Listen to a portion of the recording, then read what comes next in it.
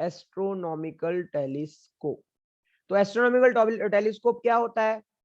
It is a refracting telescope, जैसे कि मैंने आपको बताया ही है, आगे रेफ्रैक्शन फिनोमिना पे काम करता है। तो it is a refracting telescope used to see heavenly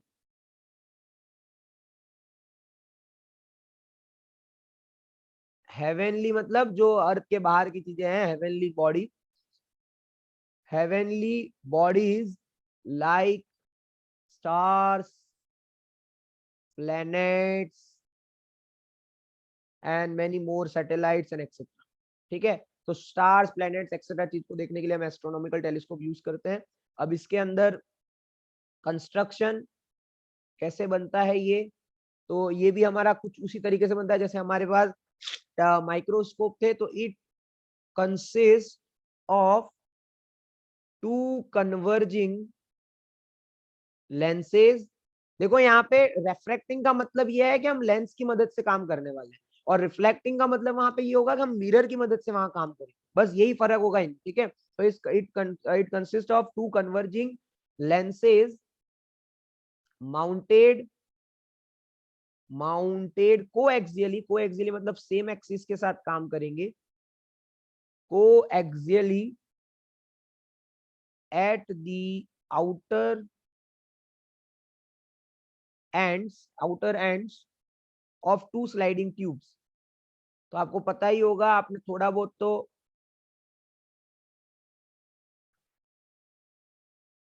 अरे जारा देवी क्या दिक्कत है यार।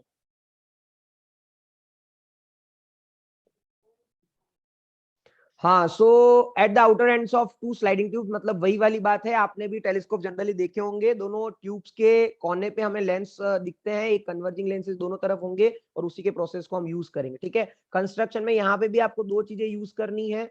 एक तो आपका ऑब्जेक्टिव लेंस होगा, नो डाउट, ठीक है, ऑब्जेक्टिव लेंस जो ऑब्जेक्ट के नियर रहता है, और दूसरा आपका होगा यहाँ पे भी आई पिस लेंस, ठीक है, जो आई के नियर रहेगा। सो यहाँ पे भी दो टाइप के लेंस आपको यूज करने हैं। अब यहाँ पे जो कंडीशन लगेगी, देखो जैसे कंपाउंड माइक्रोस्कोप में सीधी बात थी, एक का एपरेचर छोटा था, एक की फोकल लेंथ छोटी थी, और दूसरे का उसके कंपेयर में दूसरे का फोकल लेंथ ज्यादा था और दूसरे का एपरेचर। टेलीस्कोप के केस में आपको ये बात ध्यान रखनी है कि ऑब्जेक्टिव लेंस जो है उसका जो कॉन्वेक्स लेंस हम ले रहे हैं उसकी फोकल लेंथ लार्ज होगी एंड लार्ज एपरेचर होगा। बस ये बात अच्छे से ध्यान रख लेना, अच्छे से दिमाग में उतार के रखना। ये क्वेश्चन बनते हैं ऑब्जेक्टिव और ऐसे नॉर्मली भी, कि ऑब्जेक्टिव लेंस यहाँ पे लार्ज फोकल लेंथ रखेगा और लार्ज एपरेचर रखेगा, और आईपीस जो होगा यहाँ पे स्मॉल फोकल लेंथ एंड आपके पास यहाँ पे आईपीस का जो रहेगा वो small focal length and small aperture. बस ये चीज यहाँ पे कंस्ट्रक्शन के अंदर ध्यान रखना कि इस बार ऑब्जेक्टिव जो लेंगे वो लार्ज फोकल लेंथ के साथ लेंगे और लार्ज एपरेचर, आईपीस जो लेंगे वो स्मॉल फोकल लेंथ और स्मॉल एपरेचर के साथ। ठीक है, सो यहाँ पे ये आपका रे डायग्राम है। इस बार ऑब्वियस सी बात है, ऑब्जेक्ट जो रहेगा वो इनफाइनाइट पे रहेगा, because we are seeing the very far body, very farthest body, तो आपको इनफाइनाइट पे दिखेगा। ऑब्जेक्टिव के केस में मैंने आपको बोला था large focal length large aperture, तो आपको दिख भी रहा होगा थोड़ा बहुत ऑब्जेक्टिव लेंस आईपीस से बड़ा है, so that what we have the conditions. अगर ऑब्जेक्ट इनफाइनाइट पे होता है तो लेंस क्या करता है, उसकी इमेज क्या बनाता है, फोकस पे। तो सीधी सी बात है, आपको जो फोकस पे मतलब एफ नॉट पे, और कारण भी यही है इसका लार्ज फोकल लेंथ लेने का, क्योंकि ऑब्जेक्ट की जो रे आएंगी वो मुझे इसके फोकस पे डालनी ही है तभी काम चलेगा, और वो डालने के लिए मुझे इसका फोकस बड़ा लेना पड़ता है। एफ नॉट आपको इमेज यहाँ बनती हुई दिखेगी, ये आपको दिख रही होगी एवीडेंस। फिर यहाँ से ये आईपीस वाला लेंस फिर एक काम करता है और आपको इमेज यहाँ दिखाता है। तो जनरली आपको इमेज दिखती है, that is what the shape of that image. फिर से इमेज का डिस्टेंस यहाँ से जो लास्ट में दिखेगी आपको, उसका आपको डी ही लेना है, and that D is 25 centimetre, because we are discussing for the least distance. Clear है? सो लीस्ट, अब ये वाला जो मतलब मेरा बनाया ये पहला वाला, अब ये तो ठीक है, कंस्ट्रक्शन तो दोनों में कॉमन ही रहेगी। पहला वापिस से वही, व्हेन फाइनल इमेज, यहाँ पे भी दो ही केस लेना है, when final image is formed at the least distance of least distance of distinct vision of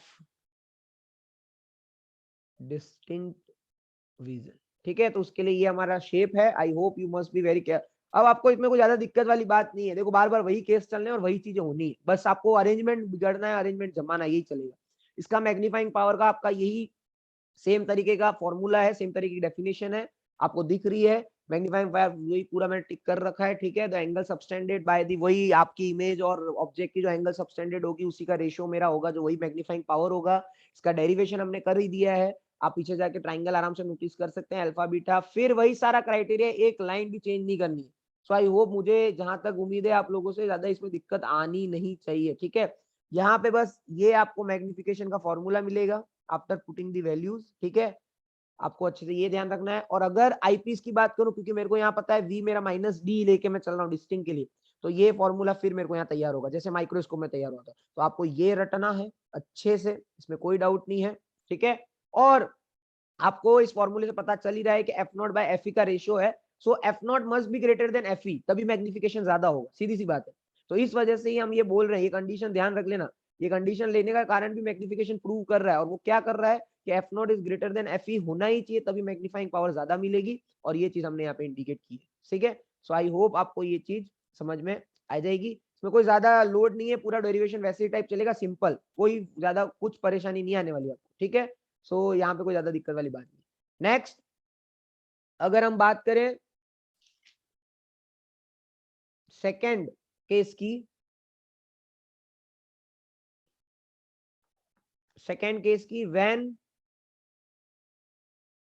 final image formed at infinity. अब दूसरा केस फिर से वही लेना है, अगर फाइनल इमेज इंफिनिटी बनती है तो इस बार कुछ ऐसा फिगर दिखेगा आपका रे डायग्राम का। ठीक है, और आपको फिर से वही मैग्नीफाइंग पावर की definition lie at the infinity focus रखनी है, वहां पे आपका डिस्टिंक्ट था, सेम प्रोसेस, सेम, कुछ भी चेंज नहीं होगा, यहाँ पे भी मैग्नीफाइंग पावर यही आएगा। अब यहाँ पे कोई डिस्टिंक्ट वाली डी वाली कंडीशन नहीं है, तो हमें लेंस फॉर्मूला नहीं लगा सकते, तो सीधा सीधा आपको बस यही ध्यान रखना है। और यहाँ भी इससे भी ये भी क्लियर हो रहा है फिर से कि F not is greater than F होगा, तभी मैग्नीफाइंग ज्यादा मिलेगी, तो यहाँ पे ये चीज ध्यान रखना। ठीक है, so that what we have for the second telescope, मतलब सॉरी एस्ट्रोनॉमिकल टेलीस्कोप। ठीक है, क्लियर है बात? आई होप यहाँ तक कोई ज्यादा दिक्कत वाली बात नहीं है, मैं ये समझना था तो ये मैंने आपको समझाया है, बाकी तो आपका जो चल रहा है वो चलने दीजिएगा। ठीक है, now we have some note here, आपको बस थोड़ी एक दो नोट ध्यान रखना है। वो नोट यह है कि फॉर नॉर्मल एडजस्टमेंट, देखिए ये नोट का मतलब यहाँ पे ये है कि कभी कभी न्यूमेरिकल जो आते हैं वो ये चीजें देते नहीं है, तो आपको ये पता होनी चाहिए। ठीक है, for normal adjustment the distance between the objective and eyepiece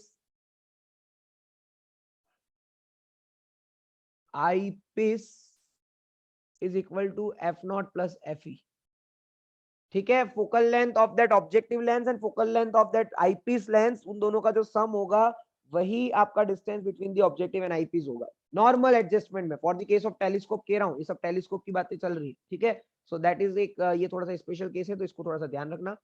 terrestrial telescope आपके कोर्स में नहीं है, इसलिए वो हमने नहीं किया है, वो आपके कोर्स में नहीं, कोर्स में मतलब किसी के भी कोर्स में नहीं है, वो एक एक्स्ट्रा था, तो बस हमें वो नहीं करना है, हमें उससे कोई मतलब नहीं है। पर उसमें बस 3 लेंस यूज होते हैं, वो उसकी एक खासियत है टेरेस्ट्रियल टेलीस्कोप की। ठीक है, वो 3 लेंस का फॉर्मेशन देता है, बाकी फॉर्मूले वगैरह टेरेस्ट्रियल के भी सेम चलते हैं जैसे कि आपके फर्स्ट वाले केस में चले। ठीक है, then we have a reflecting telescope.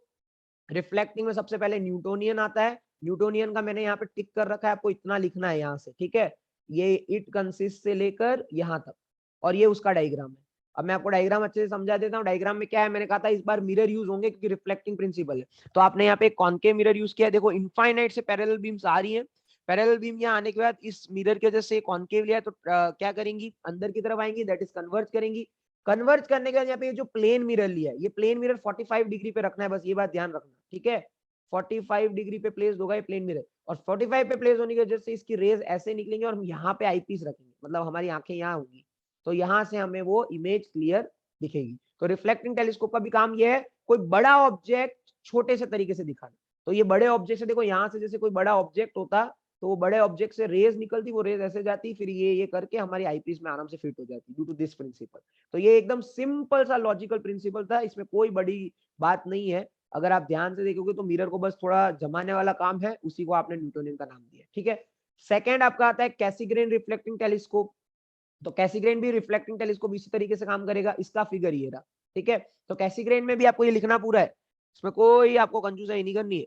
और आप चाहो तो ये चीज नहीं भी लिखो तो सिर्फ पीपीटी के अंदर रहने दो, तो आपकी इच्छा, कोई दिक्कत नहीं, बस डायग्राम बना देना, ठीक है। सो कैसीग्रेन में क्या है, कैसीग्रेन में आपके पास फिर से मिरर है, पर इस बार जो मिरर एक ले रहे हैं पैराबोलिक ले रहे हैं और एक स्मॉलर सेकंड मिरर ले रहे हैं। तो यहाँ से भी पैरेलल बीम आती है, बीम टकरा के कन्वर्ज करती है, कन्वर्ज करने के बाद इस वाले सेकेंडरी मिरर पे जाएगी और सेकेंडरी मिरर से यहाँ पे एक होल रखते हैं छोटा सा, उस होल से फिर ये आगे निकलती है। क्योंकि होल छोटा है तो परफेक्ट आईपीस के पास ही उसको निकलना पड़ेगा, और आईपीस के पास निकलने की वजह से वो डायरेक्ट उसके आंखों में जाती है। तो यहाँ से ये उसको फिर से लार्ज ऑब्जेक्ट को यहाँ रखा है तो वो छोटा सा आईपीस में दिख जाता है, ठीक है। तो ये अगर मैं नॉर्मल बात करूं कि F not is the focal length for the objective and F is the, यहाँ से आपको ये एक डेरिवेशन टाइप प्रूफ टाइप इसका फॉर्मूला, तो लेंस के फॉर्मेशन में तो नॉर्मल आपको वही फॉर्मूला वापस मिल रहा है, कोई अलग सा नहीं है, ठीक है। जो टेलीस्कोप में आपने देखा वही फॉर्मूला आपको इस वाले टेलीस्कोप में भी मिल रहा है for the case of mirror. पर आपको बस एक चीज ध्यान रखनी, इस फॉर्मूले को आपने कंपेयर किया है, क्योंकि हमको पता है कि लेंस के केस में हमारे पास एक रिलेशन है r/2, तो बस उस r/2 रिलेशन, तो that relation is most important for the reflecting telescope, most important, ठीक है, क्योंकि एफ नॉट आपका यहाँ पे r/2 लेना है। Okay, got it. फिर एडवांटेजेस क्या है रिफ्लेक्टिंग टाइप टेलीस्कोप के, तो आपको ये पॉइंट सारे के सारे नहीं लिखना है, सिर्फ ये रीड करना है, इसे लिखोगे नहीं, जनरल पता चल जाएगा। सेकेंड पॉइंट में सिर्फ आप ये लिखोगे हाई रिजॉल्विंग पावर, इसके अलावा कुछ नहीं लिखना है आपको, सिर्फ ये पॉइंट लिखना है हाई रिजॉल्विंग पावर, ठीक है। हाई रिजॉल्विंग पावर मतलब कि आपके टेलीस्कोप जो रिफ्लेक्टिंग टेलीस्कोप है वो मिरर है, और मिरर की वजह से आपको इमेज फॉर्मेशन बहुत ज्यादा क्लियर मिलती है। रेफ्रैक्शन के टाइम पे इंटेंसिटी लॉस होती है, ठीक है, क्योंकि रेफ्रैक्ट कराना है, पर रिफ्लेक्शन के टाइम पे नहीं होती है, रिफ्लेक्शन के टाइम में पूरी पूरी रिफ्लेक्ट मार जाएगी, तो रिजॉल्विंग पावर अच्छा मिलता है। क्रोमेटिक एब्रेशन देखने को नहीं मिलेगा, क्यों नहीं मिलेगा, क्योंकि रेफ्रेक्शन में अलग अलग कलर पे अलग अलग रेफ्रेक्शन होता है, मिरर के केस में ऐसा नहीं है, इंसिडेंट पे रिफ्लेक्शन वही एंगल पे होगा, तो क्रोमेटिक एब्रेशन की कोई कंडीशन वहां पे पैदा नहीं होती है। फोर्थ, ये इसमें सिर्फ ये लिखना है आपको क्रोमेटिक एब्रेशन वाला, ठीक है, फ्री फ्रॉम क्रोमेटिक एब्रेशन, ये यहां से रिफ्लेक्टिंग में advantage free from chromatic abortion, ठीक है, ये लगेगा पॉइंट। थर्ड ये भी लिखना है, फोर्थ वाला इसमें सिर्फ ये लिखना है स्फेरिकल एबर्शन भी कम होगा। क्यों कम होगा, क्योंकि पैराबोलिक मिरर ले रहे हैं, हमने पहले ही पढ़ रखा है स्फेरिकल एबरेशन को मिनिमाइज करने के लिए पैराबोलिक मिरर यूज करो, तो हमने कर दिया है। और फिफ्थ और सिक्स फिर आपके लिए रीडिंग है, ठीक है, फिफ्थ सिक्स सिर्फ रीड मानना है, लिखना मत, नॉर्मल आपको पॉइंट मिल जाएंगे, कोई ज्यादा इतनी बड़ी बात नहीं। That is what the advantages of reflecting.